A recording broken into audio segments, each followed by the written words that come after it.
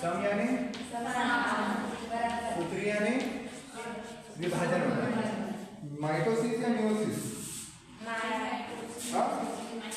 इसको बोला जाता है माइटोसिस। ध्यान रखना, माइटोसिस डिवीजन। क्यों बोला है मैंने इंग्लिश में नाम?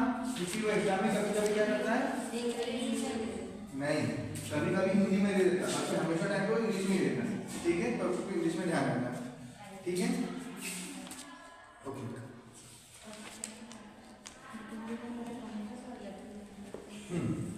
तो एक समसूत्री विभाजन का मैं फ्लो चार्ट बना रहा हूँ यहाँ पे, ठीक है? उसको समझना, उसके बाद की आगे की कहानी इससे सरल हो जाएगी। समसूत्री विभाजन क्या होता है? समसूत्री विभाजन क्या होता है आपने? अभी कौन सी कोशिका होंगे? दो प्रकार की कोशिका है, काय कोशिका और जनन कोशिका। तो किसमें होता है? काय कोशिका। किसमें पाया जाता है? काय कोशिका को इंग्लिश में क्या बोलते हैं? Somatic cell. कौन सी सेल? Somatic cell. ठीक है, शब्द नए नए आएंगे, एक दो बार सुनोगे तो याद आ जाएगा। कौन सी सेल? Somatic cell. ठीक है, यानी इनसे कैसा रिप्रोडक्शन होगा? सेक्सुअल रिप्रोडक्शन, अलिंगी जनन। ठीक है, रिप्रोडक्शन। आपसे पूछे कि समसूत्री विभाजन क्या है, तो मैं आपको थ्योरी लिखा, ये नहीं बता तो मेरा काम चल जाएगा। मेरे काम आपको कॉन्सेप्ट बिल्ड करना है, लेकिन आपकी थ्योरी भी क्लियर हो, इसमें मैंने ये लिख दे रहा हूँ। ठीक है, समसूत्री विभाजन अभी किन में पाया जाएगा? प्रोकैरियोट्स में कि यूकेरियोट्स में? हाँ हाँ, पुरानों में कि नए में? नए में। क्यों? क्योंकि मैं केंद्र से इसकी खींचतानी करनी है, ठीक है? करना है तो केंद्र विकसित ही नहीं हुआ तो होगा क्या अपना काम? नहीं, ठीक है? चीजें टिपिकल है, समझने का प्रयास करना है। तो जो जंतु में समसूत्री विभाजन होता है वो कौन सी कोशिका में होता है? द्विगुणित। ठीक है, द्विगुणित। मेरे पास पहले से 1 रुपया आज के टाइम तो उसको मैं 50 पैसे कर दूं कि 50 पैसे पूजा को दे दिया, 50 पैसे आपको दे दी जो आपका है, तो चलेगा क्या? दुकानदार तो भगा देगा। वैल्यू है 50 पैसे की, कम से कम उनको 2 रुपये तो देने पड़ेंगे कि एक एक दोनों को मिले। वैसे 2n से क्या होगा? n तो ये तो क्या हो जाएगा? n रहा तो n बटा 2 n बटा 2, इसकी कोई वैल्यू है नहीं। समझ गए? जंतुओं में मुझे पादप लेना है, आप क्या पढ़ रहे हो? बॉटनी। पादपों में क्या होता है? ये अगुणित व द्विगुणित दोनों कोशिकाओं में पाया जाता है। अगुणित व द्विगुणित। अभी अगर जब पादपों में पढ़ेगी जिम्नोस्पर्म एंजियोस्पर्म तब आपको समझ आ जाएगा क्या होता है। ठीक है, मैंने क्या बोला है, ये चैप्टर आपका आधार है सब। ठीक है, अभी कैसे होता है समसूत्री विभाजन? एक कोशिका, ये इसमें क्या होगा? पहले क्या होगा? विभाजन होगा। कौन सा विभाजन होगा? पहले केंद्र का विभाजन। किसका विभाजन? केंद्र का विभाजन। इसको क्या बोलते हैं? केरियो, केंद्र से क्या याद रखना? केरियो काइनेसिस। फिर क्या होगा? केंद्र कैसा बन जाएगा? ऐसा। अब क्या करना पड़ेगा अपने को? कोशिका द्रव्य का विभाजन करना पड़ेगा। किसका विभाजन करना पड़ेगा? कोशिका द्रव्य। तो क्या बोलते हैं? साइटोकाइनेसिस। फिर कैसी हो जाएगी हमारी कोशिका? ऐसी। ठीक है, कैसी हो गई? ऐसी। ये किसी में 2n। अब 2n से आगे क्या करेंगे? जो कोशिका बनेगी वो कैसी बनेगी? n बनेगी, 2n बनेगी। समसूत्री विभाजन की विशेषता यही है कि उसमें जो भी जाते हैं वो कैसी संख्या में जाते हैं? सम। वो क्यों बनेगी? ऐसे समझ में आएगा कि 2n से बढ़के से रहा, क्योंकि अपन क्या कर रहे हैं? केंद्र क्या कर रहे हैं? डीएनए क्या कर रहे हैं? दुगना कर रहे हैं। तो जो हमारी कोशिकाएं बनती है दोनों कैसे बनती है? 2n। कैसे बनती है? 2n। अब मानो पादप है, पादप में क्या बोला मैंने? अगुणित है, n है, तो कैसे जाएगी? n। तो समसूत्री समझ बोलने का मतलब समझे क्या होता है? विभाजन। विभाजन होने के मतलब किसमें जाते हैं? समान संख्या में। इसमें दोबारा बताने लायक चीज समझ में आ गया? आपने कितनी क्लास अटेंड की, मतलब कहाँ तक पढ़ाया आपने, क्या हुआ? कहाँ तक पढ़ाया?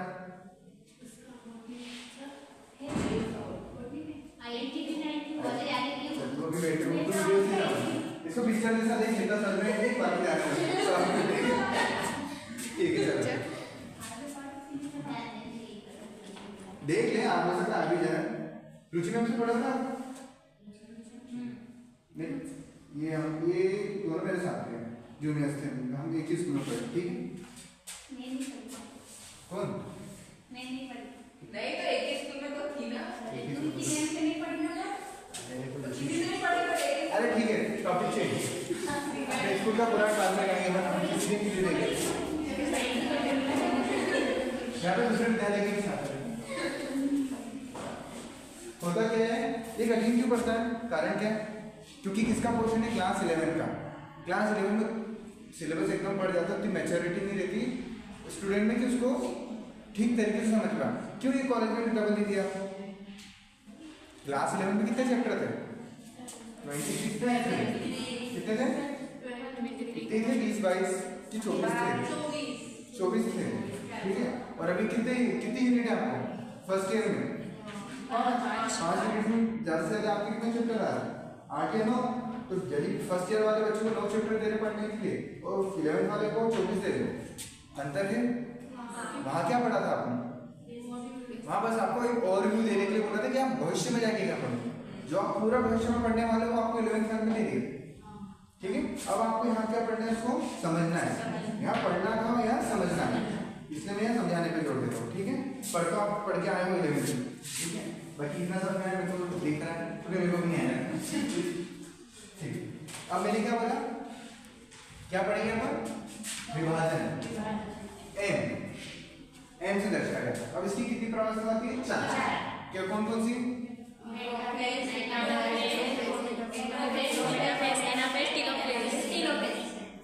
आपने बोला क्रम में आता है, प्रोफेज, मेटाफेज, पूर्वावस्था,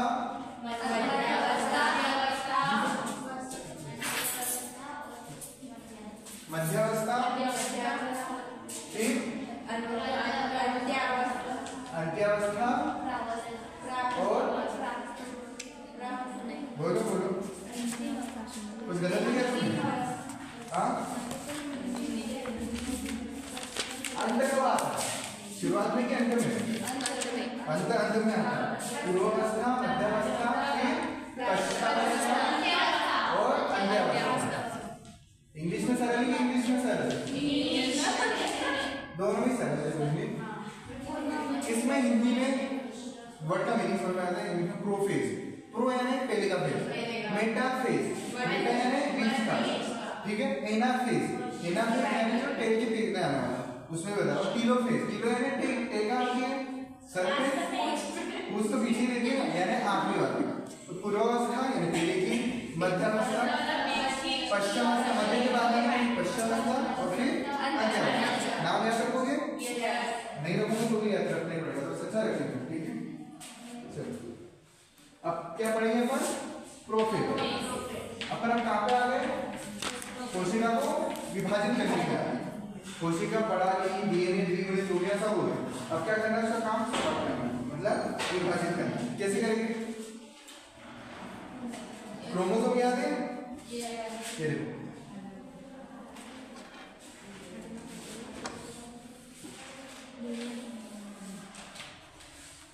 ये क्या है, ये है क्रोमोसोम। चित्र देखना मैं बार बार नहीं बनाऊंगा, ठीक है, टाइम जाता है, मेरे को पहले बनाते नहीं आते, कैसे कैसे तो बनाता हूँ।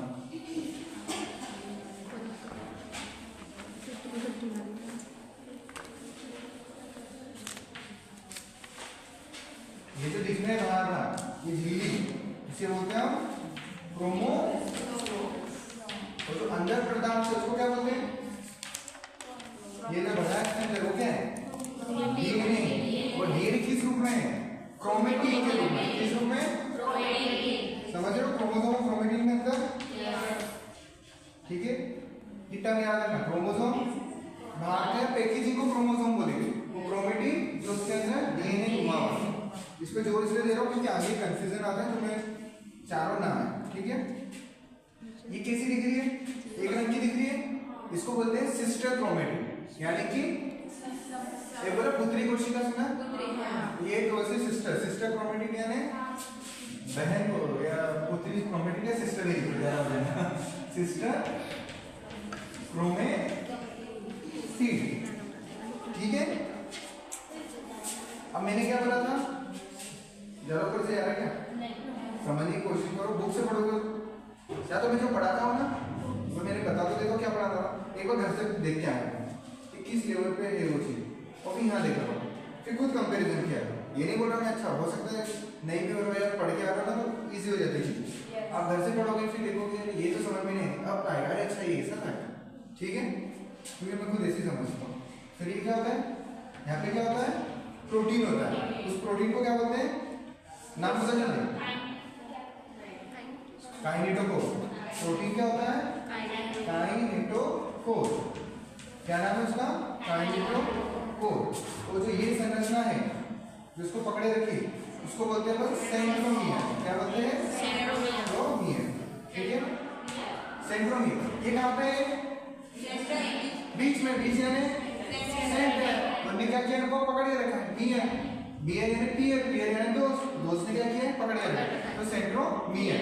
सिस्टर क्रोमेटिड, क्रोमोसोम, सिस्टर बोले, सिस्टर क्रोमेटिड यानी आगे क्या होगा, जब आप अर्धसूत्री पढ़ोगे ना फिर दो क्रोमोसोम हो जाएंगे, फिर मिक्स होंगे, जब आपको बताना पड़ेगा कि कौन सा पहले का भाग है कौन सा दूसरे का भाग है, ठीक है, इसलिए सिस्टर क्रोमेटिड बोला जाता है। नहीं समझ आया तो कुछ नहीं, जैसे जैसे बढ़ेगा ना इसमें आगे।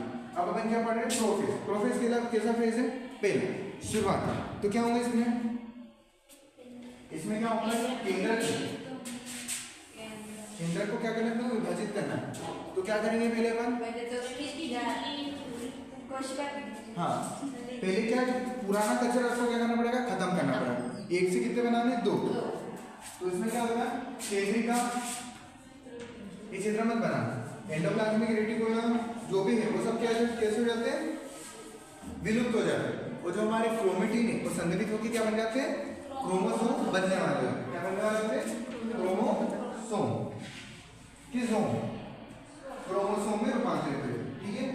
वो जो तारक होते हैं, जो तारक समझ गए ना क्या होता है, ये जो बताया था, ये तारक का गति करने लगते हैं विपरीत ध्रुवों की ओर, ध्रुव समझते हो, छोर, विपरीत ध्रुव की ओर गति करने, तो प्रोफेज में क्या था, अभी ये कह रहे हैं, हाँ, तो प्रोफेज में कुछ नहीं होता, प्रोफेज में जो भी झिल्ली होती है, अंग होते हैं, वो क्या होने लग जाते हैं, विलुप्त होने लग जाते हैं। क्यों विलुप्त हो गए, विभाजन किसका करने में, किसका, किसका, क्रोमोसोम का। अभी क्रोमोसोम विभाजित करने जा रहे थे, बोलते जाएंगे ऐसा अच्छा लगेगा क्या, नहीं ना, तो अपन क्या करते हैं, पुरानी चीजों को खत्म करो, अपन क्या, अपने पास क्या है, केंद्र, केंद्र से अपन नया बना सकते हैं, सारी इंफॉर्मेशन किसमें स्टोर है, केंद्र में, ठीक है। तो अपन ये सब चीजें नष्ट कर दी, झिल्ली हुई, अपन ने क्या किया, क्रोमोसोम एक तरीके से डीएनए, ठीक है, और इसको भी विभाजित करने तो क्या काम में लाना पड़ेगा, तारक का, तारक का दो तीन बार पढ़ा चुका, इसलिए पढ़ा नहीं ना काम में आ रहा, तारक का इसका सोचने में विपरीत ध्रुव, ये किसमें हो गया, प्रोफेज, प्रोफेज के बाद क्या आता है, मेटा यानी बीच का, किसमें होता है,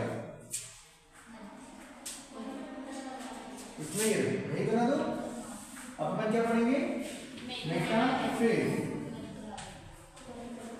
इसको ध्यान इसलिए देना क्योंकि अर्धसूत्री विभाजन की दो प्रावस्था होती है, अर्धसूत्री विभाजन प्रथम, अर्धसूत्री विभाजन द्वितीय, दोनों समझ लगता है। जो अर्धसूत्री विभाजन द्वितीय है वो किसकी जैसी है, पूरे समसूत्री विभाजन जैसी, तो वहां मैं डबल नहीं बताऊंगा, तो डबल बताने की जरूरत नहीं है, ठीक है, पूरी कॉपी पेस्ट है, तो यही मैं आपसे पूछूंगा उस समय, इसलिए फोकस करो। तो इसमें क्या होगा, जो झिल्ली है वो क्या हो जाएगी, पूरी तरीके से नष्ट हो जाएगी, उसमें से जो झिल्ली थी वो क्या हो जाएगी, पूरी तरीके से विलुप्त हो जाएगी, और जो हमारी क्रोमोसोम है तो एक ही बताया मैंने, माने कितने हैं, चार, कितने रहते, ये भी जोड़े रहते ना, 46 रहते ना, इसमें से एक बताया कितने हैं, ये चार है, उस पर क्या लिखेंगे, ये तंतु, ऐसे आने लगते हैं, तो ये किसके लिए, मेटाफेज में क्या आने लग जाता है, इन पर तंतु आने लग जाते हैं, और फिर कैसे हो जाती है, बाद में ये इसको ढंग से देखो तो क्या होता है,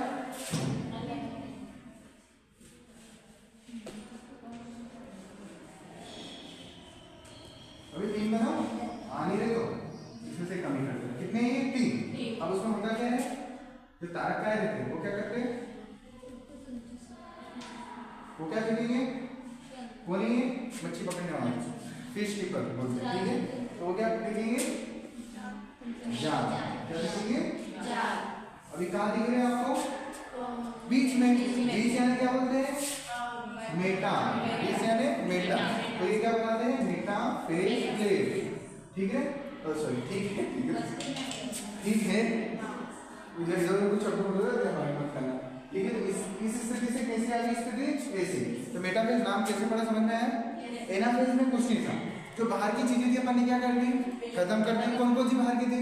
अंतःप्रदेश जालिका, केंद्रिका, एंडोप्लाज्मिक रेटिकुलम, हिंदी में बोलो सूत्रकणिका, अंतःप्रदेश जालिका, और फिर राइबोसोम। लयन का है, क्या होता है लयन में? क्या था? लाइसोसोम। इंग्लिश ध्यान रखना, तो थोड़ी बहुत हिंदी भी ध्यान रखना। लयन का यानी लाइसोसोम, ठीक है। एक कहाँ पे आ गए? यहाँ पे आ। इसको क्या बोलते हैं? तंतु। तंतु यानी रेशे। रेशे यानी फाइबर। क्या बोलते हैं? फाइबर। कौन से फाइबर है? किसे हमने? रबर बैंड जैसे। रबर बैंड यानी स्पाइडरमैन। स्पाइडरमैन से कौन से रेशे निकलते हैं? स्पिंडल। तो कौन से फाइबर? स्पिंडल फाइबर, ठीक है। तो इसको क्या बोलते हैं अपन? स्पिंडल फाइबर, ठीक है। मेटाफेज समझ में आ गया, प्रोफेज समझ में आ गया। One last time repeat. अपन क्या पढ़ रहे हैं? विभाजन प्रवस्था। जिसकी जो जितनी प्रवस्था है वो प्रवस्था है 4। कौन कौन सी?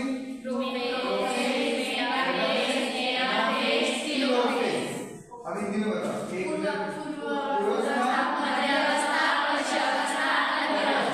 ठीक है, ठीक है। पूर्वावस्था में क्या होता है?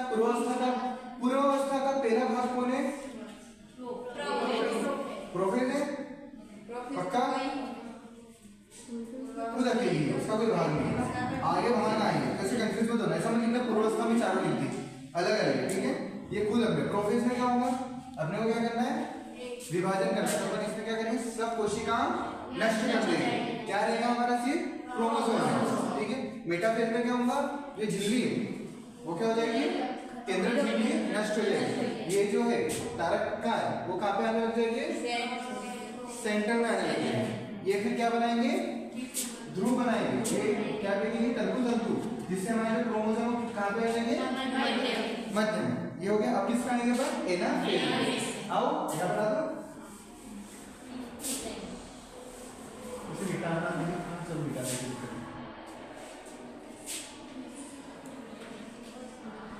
अब कौन सा फेज आया हमारा? एनाफेज। और इसमें क्या होगा? क्या था वहां पे? ये जहाँ इसने इसको पकड़ लिया। पकड़ता किसका असल में? कुछ इधर ऐसा बना नहीं पाया। पकड़ता किसको? वो काइनेटोकोर। किसको पकड़ता है? काइनेटोकोर। और काइनेटोकोर पे क्या लगाया? प्रोटीन। प्रोटीन मतलब चुंबक एक तरीका। तो इसने क्या कर लिया? इसको इधर से पकड़ लिया, और इसने क्या कर लिया? इधर से भी होगा काइनेटोकोर, होगा कि नहीं? क्या थी संरचना हमारी? ऐसी थी ना?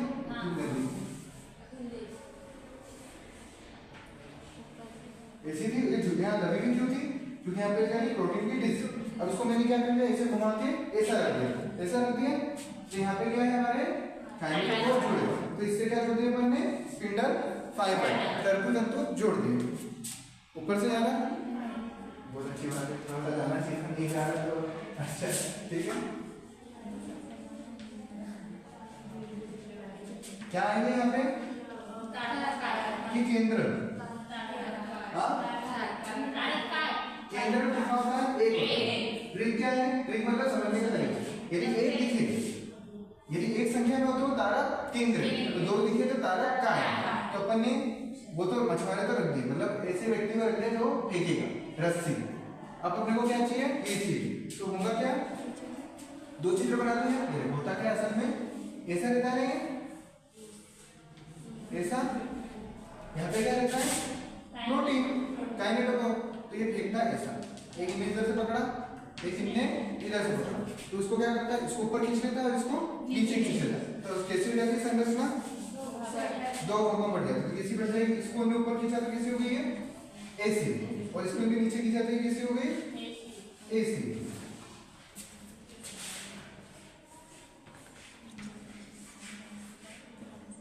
समझ में में आ रहा कि नहीं? क्या समझ में आ रहा? या तो कुछ नहीं आ रहा? हाँ, अपने को क्या करना है? विभाजित करना है। विभाजित करने के लिए क्या चाहिए? एक तरीके से डीएनए चाहिए। डीएनए क्या करेगा? सब कोशिका अंदर है, तो ये सबसे मेन क्या है? इसको विभाजित करना है। ठीक है, अब ये कैसे थे? एक थे, अब इसको ऊपर भेज देता तो नीचे कुछ बचता क्या? नहीं। ठीक है, और ये हमारी कैसी कोशिका है? समसूत्री, समान रूप से विभाजित होना चाहिए। और ऐसा भी नहीं कर सकते कि दो ऊपर चल जाए दो नीचे चल जाए, ऐसा नहीं चलता। अपने को कैसे बनाने? दोनों के अंदर डिट्टो बनाना है। मानो इस दो में अलग इन्फॉर्मेशन थी। हमारे शरीर किससे मिलकर बना है? जीन से। हर जीन में अलग अलग इन्फॉर्मेशन हो सकता है कि आधे जीन में कौन सी इन्फॉर्मेशन क्या थी? किसका रंग कैसा होना चाहिए? इसके रंग की और इसके ऊंचाई की, वो इसमें चल जाती है। इसके बाल की और इसके नाखून की, तो ये बेचारा इसका रंग ही नहीं आता। और इसकी एक कोशिका ऐसी बनती है हमारी, और एक कोशिका अलग, हमें दो अलग कोशिका है। और मैं क्या करता? भाग नहीं पाता, आधे इधर भेज देता आधे नीचे भेज देता, तो क्या हो जाता? कौन सी इंफॉर्मेशन जाती है इसमें? ये एक व्यक्ति है जिसमें हाइटिंग है, ठीक है, क्योंकि इसमें ओपन गए हैं, और एक व्यक्ति जिसमें पानी है, तो क्या काम बिगड़ जाता? तो अपन ने क्या किया? दिमाग लगाया अपनी कोशिका ने, ऐसा मत करो, आधे आधे भेजो, तो सूचना किसी नहीं, आधे आधे बराबर भेजो। ठीक है, क्योंकि मैंने वो कल बताया था आपको चेक पॉइंट, यदि ऐसा होगा तो चेक पॉइंट पे जाके तो कौन से जमाने की यहाँ जो दूसरी कोशिका है उसमें जो गुण होते हैं में है ही नहीं, तो चेक पॉइंट पे क्या कहते हैं? कोशिका रिजेक्ट हो जाती है। चेक पॉइंट कहाँ थे? G1 से M में और G2 से S से G2 में, दो जगह चेक पॉइंट है। ठीक है, तो वहां पे वो क्या हो जाती? रिजेक्ट हो जाती। इसका चेक देखो करते हैं इसको। ये क्या हो गया? एनाफेज। एनाफेज में क्या हुआ? जो सिस्टर क्रोमेटिड थे वो कैसे हो गए? पृथक हो गए। तो जो सेंट्रोमियर है, ये जो सेंट्रोमियर का भाग किस ओर है? हाँ, ये अपन किससे देखेंगे? इससे। सेंट्रोमियर है किसके? इसका नाम क्या था? तारक का आगे किस ओर है? आगे की ओर। और जो क्रोमेटिड है, ये तो क्रोमेटिड है ना, क्रोमेटिड किस ओर है? पीछे की ओर। किस ओर है? पीछे की ओर। ऐसी लोकेशन कभी कभी पूछ लेता तो ध्यान रखना। अब अपन क्या करेंगे? एनाफेज के बाद टेलोफेज। ठीक है, एक और चीज रहेगी, मैं बता दूं, नहीं बता दूं। मेटाफेज में क्या कहाँ दिख रहा है अपने को? ये सब एक जगह दिख रहे। तो अपने को यदि क्रोमोसोम का अध्ययन करना है, तो क्रोमोसोम के अध्ययन करने के लिए सबसे अच्छी अवस्था कौन सी है? तो सबसे अच्छी अवस्था कौन सी है? मध्यावस्था। इसके अध्ययन करने के लिए, क्रोमोसोम के अध्ययन करने के लिए, चेक कर लूं। क्रोमोसोम के किसके अध्ययन करने के लिए? आकार। आकार यानी शेप। हर क्रोमोसोम एक समान आकार का नहीं होता, 12th में पढ़ा हुआ। हर क्रोमोसोम का एक स्पेसिफिक साइज है। सब एक जैसे दिखता है? सबकी हाइट डिफरेंस है, हेल्थ डिफरेंस है, वैसे इनका भी हाइट और हेल्थ डिफरेंस है। तो अपने को देखना है कि कौन बड़ा है कौन छोटा है, तो कहाँ देख सकते हैं अपन? मेटाफेज में देख सकते हैं। आप सब यहाँ बैठे हो तो मैं आसानी से देख सकता हूँ कौन लंबा है कौन ऊंचा, एक तरीके से। और एक ये क्लास में, एक वो क्लास में, इधर एक उधर, तो मेरे को इजी कौन सा जाएगा देखना ये। ठीक है, अब ये कौन सी फेज हो गई? एनाफेज में क्या होगा? अलग अलग हो गए। तो यदि मेरे को क्रोमोसोम की किसका अध्ययन करना है? आकार, मतलब किसका? क्रोमोसोम की आकृति का। आकृति समझते हो कि किस रूप में दिख रहा है? तो कैसे दिख रहा है? वी दिख रहा है, वी। मैंने बताया था क्रोमोसोम अलग अलग आकार के होते हैं, तो मेरे को किसका अध्ययन करना है? आकृति का, यानी देखना किस प्रकार का है। तो ये किसमें अध्ययन करूंगा मैं? इसमें। इसमें कैसे दिखेगा? वी। मैं बताया वी जैसा होता है, एल जैसा होता है, जे जैसा होता है। याद है कुछ? थोड़ा थोड़ा पूरा पूरा होना चाहिए।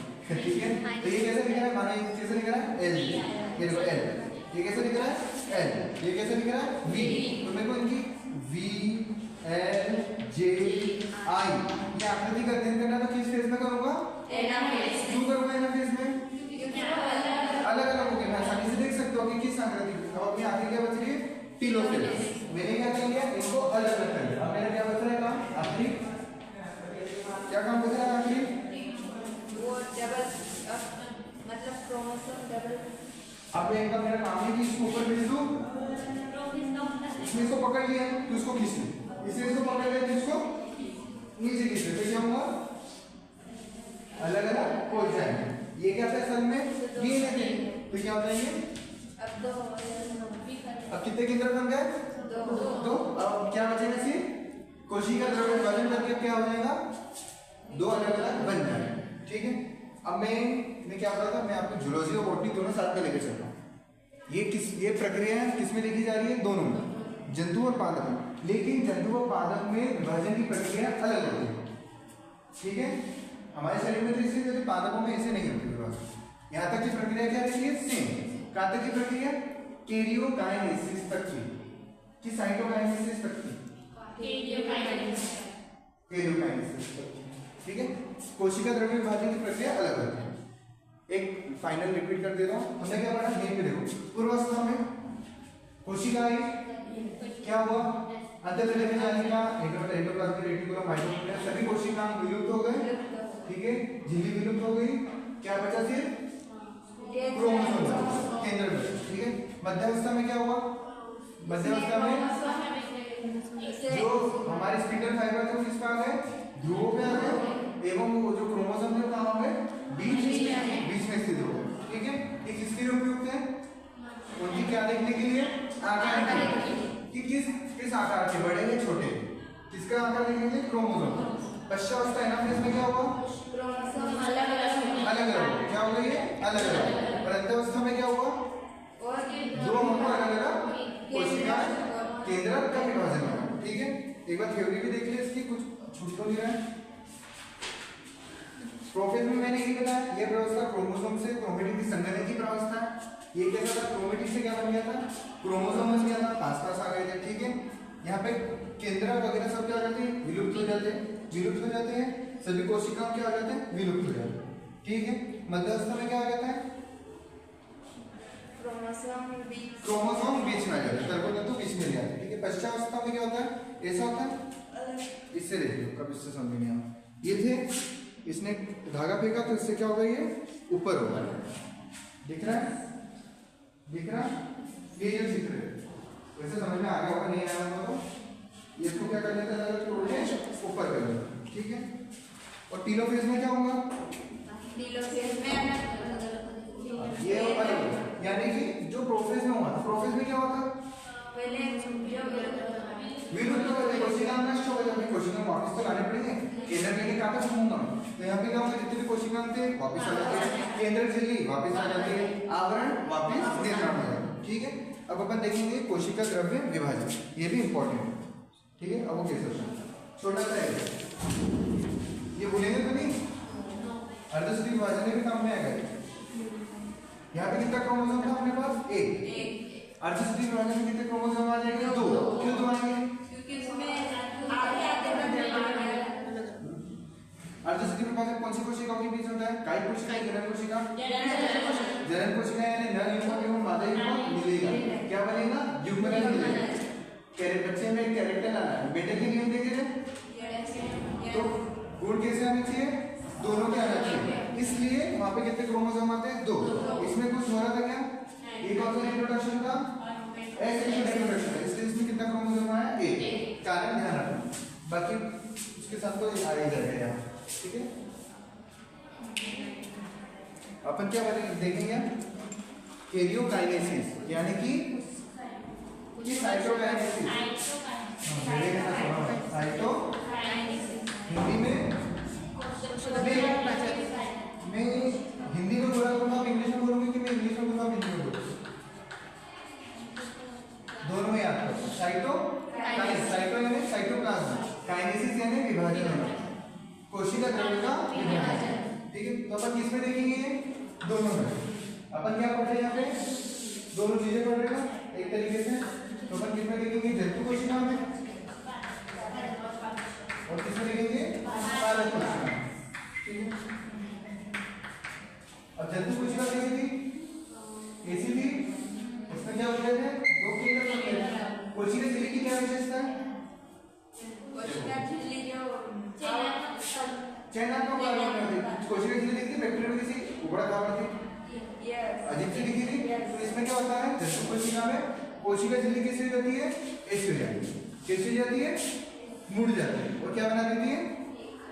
दो अलग कोशिका का निर्माण करती है। तो किसके द्वारा होता है इनमें? जंतु कोशिका में कोशिका झिल्ली के अंतर्गत में मिलने से, ठीक है। अब प्लांट में भी इसी करते हो, पादपों में कोशिका झिल्ली तो होती है, तो अपन कोशिका भित्ति से तोड़ देते हैं कि नहीं? तोड़ दो। कोशिका भित्ति कैसी होती है? कठोर होती है। अब इसको इसी तरह तोड़ के इसे करके तो दो कर नहीं सकता, कर सकता हो क्या?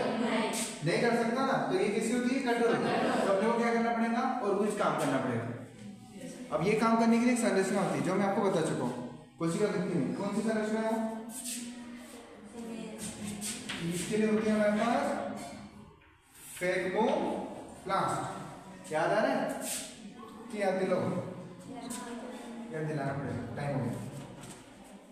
देखो इसको छोड़ो। कोशिका झिल्ली में क्या होता है? ऐसी हमारी उधर भी आओगे, ऐसी है, यहाँ पे क्या होता है? क्लीवेज बनता है, खाज बनती है, झिल्ली मुड़ जाती है और दो कोशिकाएं बन जाती है। क्या होता है?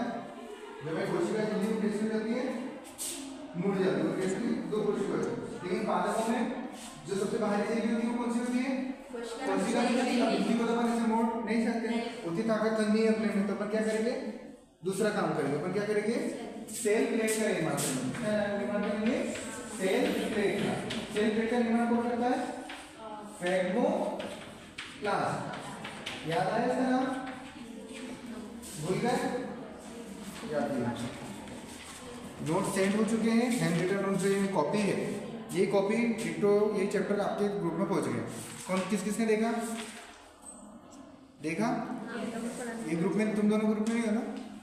पूछा नहीं है शायद कि है, इसको भी ऐड कर देना आपकी क्लास में ना। बाद में क्लासेस खत्म होने के बाद जो करना है करो, मारो वीडियो बढ़ा वो लेकिन अभी ऐड कर देना, ठीक है।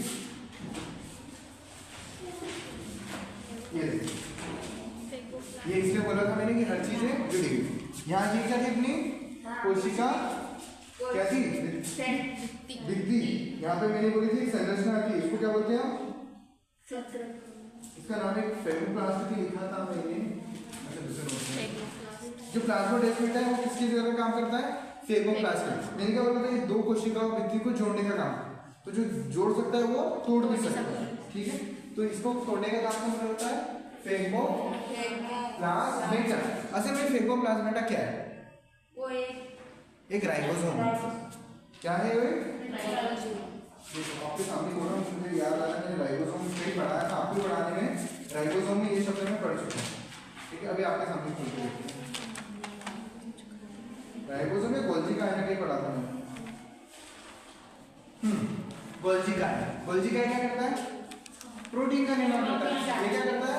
प्रोटीन की एक लेयर चढ़ा देता है। क्या करता है? प्रोटीन की लेयर चढ़ा देता है। तो उसको क्या करती थी? वो लेयर विभाजित कर देती। ये देखो यहाँ लिखा गोल्जी काय के कार्य।